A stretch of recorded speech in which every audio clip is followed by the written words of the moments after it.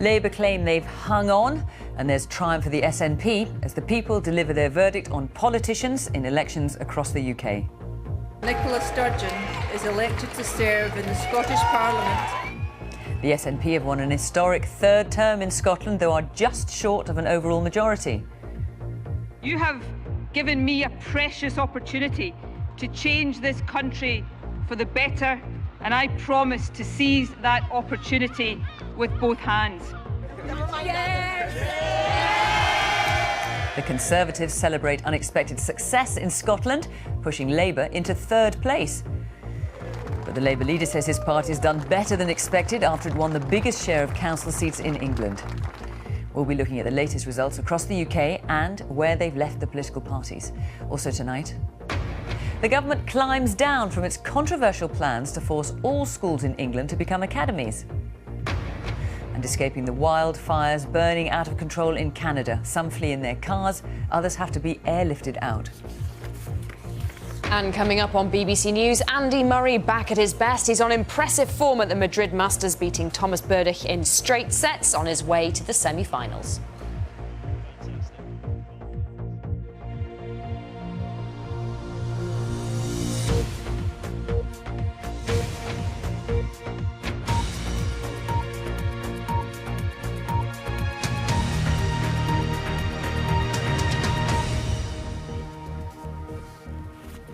Good evening and welcome to the BBC News at 6. In the biggest test of political opinion since the general election, the votes are still being counted, but there have been already some notable and surprising results. In Scotland, the SNP has won an historic third term to lead the Scottish Parliament. But unexpectedly, the Tories surged ahead into second place to push Labour, once so dominant in Scotland, down into third. In England, there's no dramatic change. The Conservatives lost some council seats, so did Labour, but it still won the most councillors overall. The Labour leader declared the party had hung on, though some of his own MPs were far more critical. Labour fared better in the Welsh Assembly election, still the dominant party, but UKIP had a good night, winning its first seats in the Assembly, 7 of them. Tonight, we'll be live with our correspondents around the UK and we'll bring you the latest from the London mayoral count, where a result is expected soon. For our first report tonight, though, here's our political editor, Laura Koonsberg. The more things change, the more they stay the same. Nicola Sturgeon reigns still in Scotland. Yes! Tory divisions don't seem to trouble their vote too much. And Labour clings on, maybe inching forwards when they need to move miles. All across England last night, we were getting predictions that Labour was going to lose councils. We didn't. We hung on and we grew support in a lot of places because our party is standing up for the steel industry, standing up against the cuts in disability payments made by this government, standing up against the grotesque levels of inequality in Britain. That is the Labour message. Notice he said hung on, not won. But it's almost impossible for him to win the country with this. Joanne, Labour lost for words in Scotland. Heartbreak as they're pushed to third in what was home. 10,300. The unthinkable happened. You won't have seen a Tory grin like this here for decades. The Conservatives in second place. I promise that I will serve to the very best of my ability. It's a role that I take seriously. And the SNP with a touch fewer seats, but very much in charge. We are the very first party in the era of devolution to poll more than 1 million votes in constituencies across our country. The result of the election was emphatic. The people of Scotland once again placed their trust in the SNP to govern our country. We won a clear and unequivocal mandate. For the Westminster Government's party, a few sweaty and awkward moments. But despite the Tories' splits and spats over Europe, they slipped rather than sank. Enough for the Prime Minister to be able to keep his bounce. 6 years into government, of course we don't get everything right. Of course we can make mistakes. Of course sometimes things go wrong. But people, I think, look at the big picture and they want us to go on delivering what we promised in our manifesto. But Labour dug in to keep all but one of its councils, surprising themselves perhaps. In areas in the south and around England where they'd feared they'd lose vital ground.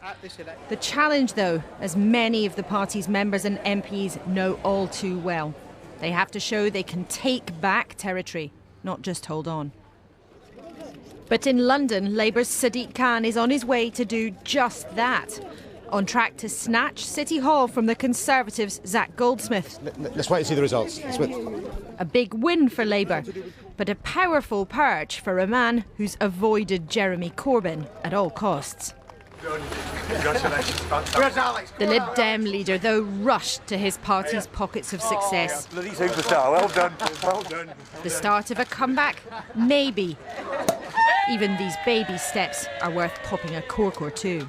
Last year we had a terrible result, and the result of that outcome was that we decided to roll our sleeves up and to fight back, and we've done that with that kind of traditional British gusto. Neil might have deserved a glass as well. Absolutely, breakfast. And champagne for breakfast? Why not if you're UKIP with new seats in Wales with old faces? They squeezed Labour and the Tories almost everywhere, but their success was most marked in Cardiff, where Labour held on to power but suffered pain and surprise as the Welsh valleys fell to the Plaid Cymru leader. A new dawn is about to break in Wales. Here in the Rhondda, a new dawn has already broken over the valleys. There are layer upon layer upon layer of results. But underneath all that, at the core, there was most pressure on Jeremy Corbyn. Labour has avoided a disaster, and on one measure they're even ahead of the Conservatives. But this is not a good set of results for the party. If they've to have a real shot at returning to power, they need to be piling on hundreds and hundreds of seats in elections like this. These results are nowhere near. It's not just Jeremy Corbyn's enemies, though, who are warning the party to tread carefully. Tonight, one of his powerful union backers put him and his critics on notice. We are at the stage when we should be winning hundreds of seats. But I don't think that's just about Corbyn, you know. People won't vote for a divided Labour Party. And therefore, those on the right of the party, or place them where you like, who are pushing against Corbyn, I don't think they're doing themselves a service, they're certainly not doing the party a service, and most importantly of all, from the GMB union's perspective, they're not doing working people a service at all. And it's about time they rallied behind Corbyn. And let's give it a go. Let's give it a go for a year or so. Who knows what might happen? We do very nearly know that these boxes contain a Labour victory in London, an important victory for the party. But politics isn't just about piling up votes where you know you can win, but persuading others where you don't yet dare. Laura Koonsberg, BBC News, Westminster. Well, as you heard from Laura there, it was a good night for the SNP in Scotland, with a third term as the largest party, with 63 seats out of 129, but too short of an overall majority. And it was an unexpected success for the Conservatives, with the party's best performance ever at the Scottish Parliament. The Conservatives are on 31, that's a gain of 16. Labour were relegated to third on 24, and the Greens edged ahead of the Liberal Democrats. Our Scotland editor Sarah Smith is at Holyrood for us now. Sarah, what's your assessment of the result? We've learned something very important about Scottish politics, which is nearly 2 years after the referendum, it is still all about independence. The party has argued about tax, health and education, but mostly yes voters voted SNP, increasing their vote and returning them to government, and largely no voters voted Tory, the party who say they're the real defenders of the union, and they delivered a seismic shock to Scottish politics. Good morning, it's 6 o'clock, it's Friday morning. Welcome to a special election edition of Good Morning Scotland. Labour have a dreadful night. And Ruth Davidson's Conservatives look like they'll be the new official opposition in the Scottish Parliament. Scots awoke this morning to news many thought they would never hear. Labour, once so dominant, beaten into third place by the Tories. Ruth Davidson, the Scottish Tory leader, barely mentioned in her campaign that she is a Conservative, promising simply to stand up to the SNP and against a second independence referendum. I know that there are thousands of people that voted for me and my team last night who aren't natural Conservatives, and they're probably quite surprised that they find themselves even considering voting Conservative. But they did because they wanted me to do a specific job for them. They wanted somebody to stand up to the SNP and say, you cannot ignore our voice, you cannot ignore the decision that we made as a country and try and drag us back to a second referendum. Ruth Davidson is certainly not your average Tory. A working-class, kickboxing, openly gay woman, always game for a good photo op. She can talk to voters other Conservatives simply cannot reach. Scotland Street now has a Tory MSP for the first time. It's just one of their remarkable gains across Scotland. How much of a surprise is this? Well, just a couple of days ago, Ruth Davidson, who won this constituency, told me she didn't think she had a chance of taking it. But the voters in Edinburgh Central responded to a very effective campaign. I think Ruth Davidson went out the last few months really campaigning, really going for the fact that they could do a good opposition. And I think whoever came up with that strategy really hit the nail on the head. And what happens to Labour now? What could they say, do you think, to recover in Scotland? Oh, I don't know what happens with Labour. Traditionally, it always used to be Labour everywhere in Scotland, you know, and it's just funny now that they just don't seem to have anything to say. What can the Scottish Labour leader say about being bludgeoned into third place? How do you explain Labour's losses last night? Well, what we saw in Scotland last night was the referendum arguments of the past being rerun again. So strong support for the SNP from those people that had voted yes and cities that had voted yes, and strong support for the Tories in areas that were very dominantly no. That's to my deep regret, because I thought Scotland might be interested in moving on from those arguments of the past, and that's not happened overnight. If Scottish voters don't move on, Labour will struggle to find a purpose in these new politics. Whilst Nicola Sturgeon's SNP increased their vote, denied an overall majority but ready to rule and still dreaming of an independent Scotland. Sarah Smith, BBC News, Edinburgh. Well, in Wales, Labour is likely to continue governing on its own, even though it fell short of an overall majority in the Welsh Assembly. And for the first time, UKIP won 7 seats. Labour now on 29, Plaid Cymru on 12, the Conservatives 11 and the Lib Dems 1. Our Wales correspondent Howell Griffith is in Treorchy in the Rhondda for us now. So, Howell, some comfort for Labour tonight, but UKIP are certainly celebrating. Yeah, Welsh politics never really delivers an earthquake, sometimes barely a tremor. But we did see some interesting shifts last night. UKIP, as he said, the new kids on the block in the National Assembly. Plaid Cymru rocking Labour's world here in the Rhondda with a surprise result. What last night really does is ask new questions about Labour's future here in Wales. A new day, but hardly a new dawn. For a 5th term in a row, the National Assembly has Labour as its largest party.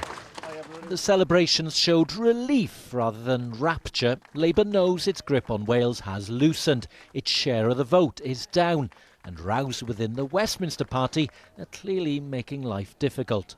I do wish someone as a politicians in London would remember that there's an election in Wales and an election in Scotland. And I made my views very clear last week as to what I thought of it.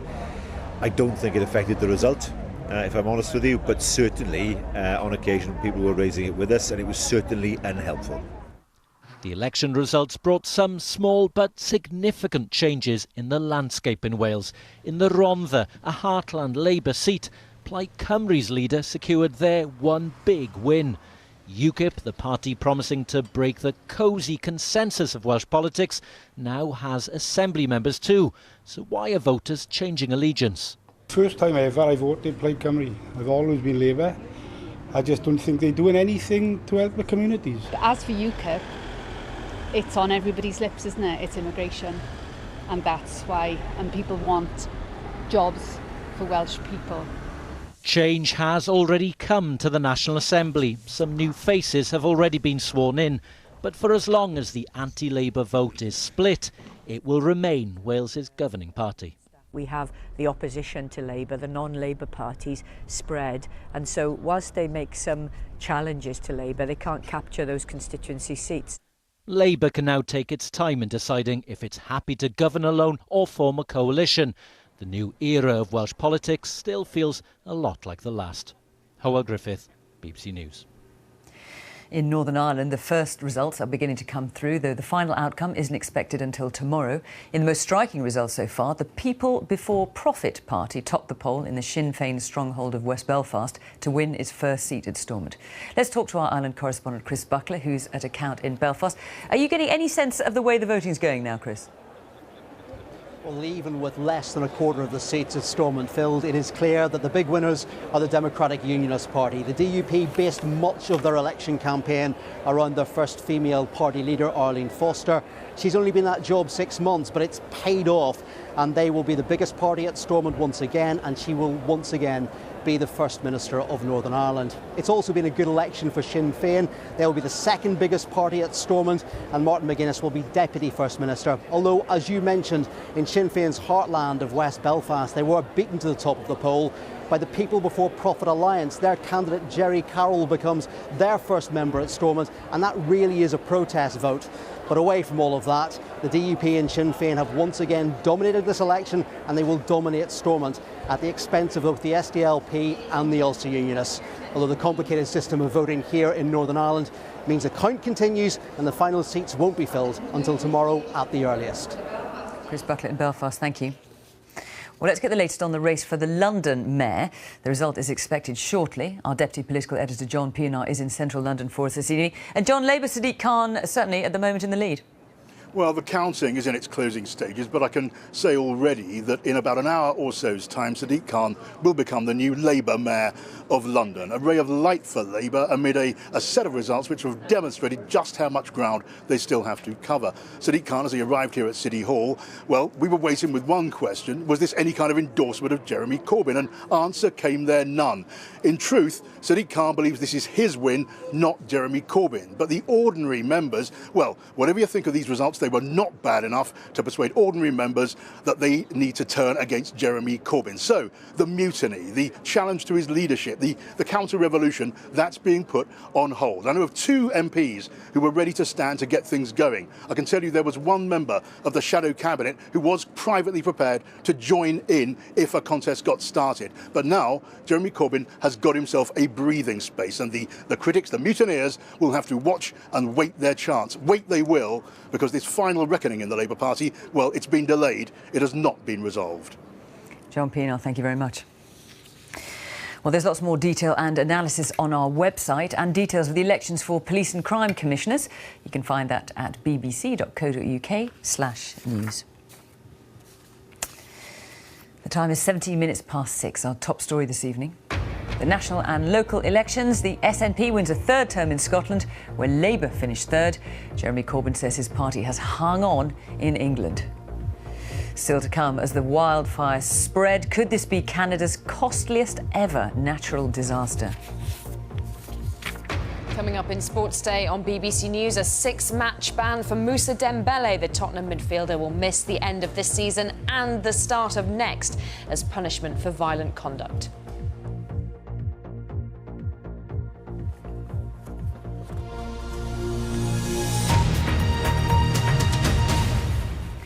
The government has announced a major climb down from its plan to force all schools in England to become academies. After strong protest from Conservative MPs, teaching unions and schools, the Education Secretary, Nicky Morgan, says the policy is now just an aspiration, and good or outstanding schools will not have to make the change.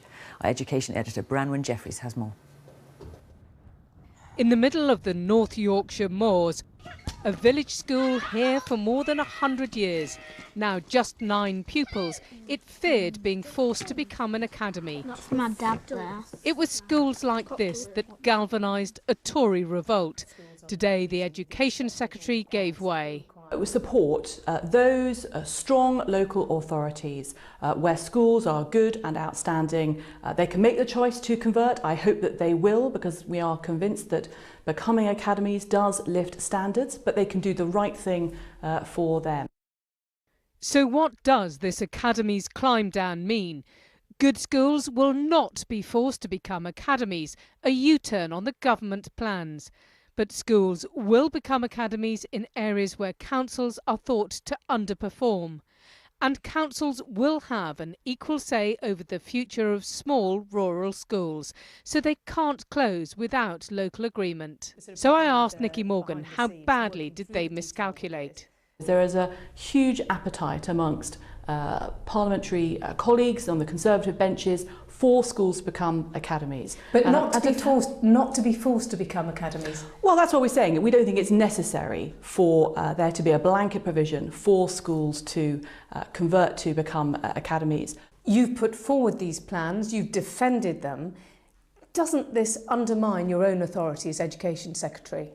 No, I think all government has to be about listening to members of Parliament, as Secretary of State for Education, listening to the profession, listening to those working in education. And as I say, we remain absolutely committed to all schools becoming academies. We think that's the right thing to do. George Osborne put these plans at the centre of his budget. So we're going to complete the task of setting schools free from local education bureaucracy, and we're going to do it in this Parliament. A flagship policy and a massive climb down on a busy day of election results. This is a bad policy which nobody wanted and nobody needed, but there's no question it is a major U-turn and a humiliating one for the government. But I'm pleased that schools can now concentrate on what is really important. Scratch the surface and the end result may still be many more academies, but good schools will be coaxed, not pushed, to make the change. Brown and Jeffries, BBC News. In Canada, some of the 90,000 people forced by raging wildfires to abandon an entire city in the province of Alberta are having to be evacuated again as they find themselves once more endangered by the flames burning out of control. Some are having to make the risky journey in convoys of cars, others are having to be airlifted to safety. Our correspondent James Cook reports from Alberta. It is mid-afternoon on a bright, sunny Tuesday. But darkness has descended on Fort McMurray and 80,000 people are fleeing for their lives. Behind, on the left of screen, animals run from the forest. Those are burning embers flying through the air. And people further on are being chased by the monster fire. This is what it left behind. These are the first mobile phone pictures from inside the ruined city. No houses, no cars, everything burned on the street. Crazy what fire can do. Crazy. 3 days on, the fires are still burning and people are still escaping. Many thousands who were trapped north of the city are now being led to safety in a convoy. Others are being flown to emergency centres like this one, more than 200 miles from their ruined homes. Around 150 helicopters are still fighting this fire. The challenge for the pilots and more than 1,000 firefighters on the ground is clear from the air. The extent of this wildfire is breathtaking. We continue to monitor the situation closely with high temperatures and shifting winds changing rapidly, and we continue to urge caution to all evacuees. And the power of the fire is truly awesome. Just look at it. Well, this is what the firefighters are having to deal with. This has just erupted in the last 15 or 20 minutes. It's taken hold very, very quickly, and the flames are being fanned by very strong winds. As if that wasn't bad enough, temperatures tomorrow are forecast to soar. James Cook, BBC News, near Fort McMurray in Alberta. Russia has denied that its aircraft were involved in the bombing of a Syrian refugee camp yesterday, in which at least 30 people are thought to have been killed. The airstrike in the Idlib province, close to the Turkish border, has been widely condemned, with the United Nations saying it could amount to a war crime. Syria's military has also denied any involvement in the strike. The BBC has learned that at least 8 police forces are investigating whether election expenses for some Conservative MPs were filed incorrectly after last year's general election. The allegations centre around hotel costs for party activists bussed in to help in a number of marginal constituencies. It is a criminal offence to file incorrect election expenses. An online public vote to name a new British polar research ship, which came up with the name Boaty McBoatface, is to be ignored, with the vessel being named after the naturalist and broadcaster Sir David Attenborough instead. 124,000 people backed the McBoatface campaign, but critics said the name would overshadow its serious work and make Britain the subject of ridicule. Time for a look at the weather now. Nick Miller is here. Nick, boat face aside, let's forget about that. Glorious weather to come. Tomorrow, some of us may take a little backward step, Fiona, and see a bit more cloud and maybe some showers. By Sunday, that sunshine and warmth, though, will be more widespread once again. So we'll get to that in a moment. This is how the sunshine looked today from one of our weather watchers in Norfolk. And our temperatures, despite the sun being hazier today, are actually a little bit higher. Northolt, northwest London, 24 Celsius, 21 in Cardiff. Threave, southwest Scotland, 18 degrees. But for most of Scotland and Northern Ireland, they're not yet in that proper warm air. Gets in on Sundays, we'll see. Now, into tonight, most are dry, but there's a chance of picking up the odd shower that could be thundery towards the far southwest of England and maybe South Wales later in the night. Could see a bit of mist and fog running into parts of eastern Scotland, northeast England, a warmer night across southern parts of the UK compared with recent nights. Now, tomorrow, this is what I mean about a backward step towards the west of the UK. You get more cloud, you get showers, maybe some thunderstorms, Northern Ireland outbreaks of rain. You could see a bit of that fringing into parts of Scotland at times. And then into the afternoon, maybe into the Midlands, running northwards through the Pennines, parts of Yorkshire, northwest England. There could be a few intense thunderstorms, a risk of hail as well. A lot of uncertainty about that, so do keep checking the latest forecast updates. Your warmth still there in the sunshine, particularly in southeast England. Temperatures just close to normal for Scotland and Northern Ireland still. And if you're close to the east coast of Scotland, northeast England, sea temperatures just 8-9 degrees with a bit of mist as well. That really does hold the temperature down along the coast with that onshore breeze. Now, part two of the weekend on Sunday, if you still have a few showers and thunderstorms out to the west, they will push away northwards as we go through the morning. And by the afternoon, most of us are in the sunshine and the warmth, and that warmth is more widespread. It's reaching into Scotland and Northern Ireland. That's why we're looking at Glasgow 20, Belfast 19 degrees. Still that cool onshore flow, though, to eastern coastal parts. The forecast for where you are online, pollen, UV and pollution levels there too, Fiona. Nick, thanks very much. Well, let's return to our top story, the elections across the UK. In Scotland, the SNP has won an historic third term to lead the Scottish Parliament. Labour were pushed into third place. In England, the Labour leader said his party had hung on in local elections and Labour still won the most seats overall. Well, let's talk to our political editor, Laura Kuenssberg, who's at Westminster for us. Laura, what do these results tell us about the state of the parties and the message the voters are trying to give them? Well, Fiona, let's take a breath, let's stand back. There are so many results here and, funnily enough, hardly any change in terms of who's actually in charge, whether of local councils or of the administrations in Edinburgh and in Cardiff.